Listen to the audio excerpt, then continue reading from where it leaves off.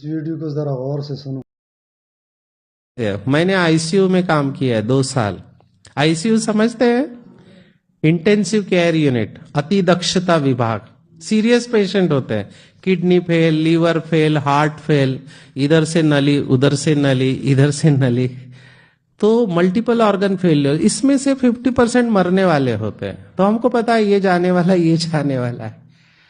अभी मैंने क्या देखा, कुछ लोग बेहोश होते हैं, कुछ लोग होश में होते हैं। एक भाई 70 साल की उम्र, जाने वाला है, हमको पता है, रो रहा है, होश में है पर रो रहा है। तो मुझे बहुत फील हुआ। मैंने कहा ये जाने वाला ये रो क्यों रहा है? मैं गया, मैंने हाथ घुमाया, मैंने कहा भाई साहब क्यों रो रहे हो? तो बोला मेरे को पूरी जिंदगी दिखाई दे रही है। ये लास्ट में होता है, हाँ, पूरा रील घूमता है। तो मैंने कहा क्या दिखाई दे रहा है? एक लाइन में उन्होंने कहा, एक लाइन में क्या कहा पता है? ध्यान से सुनना, सुन रहे हैं?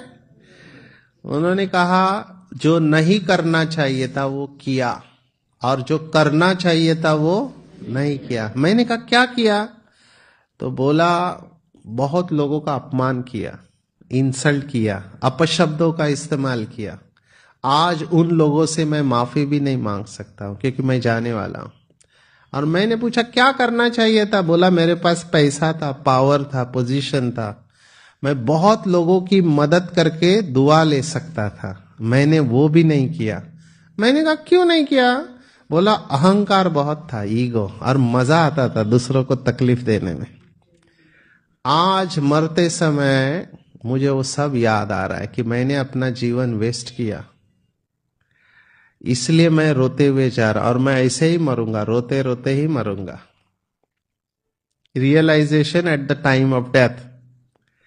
मेरा आप लोगों से एक ही प्रश्न है, आप कैसे मरना चाहते हो?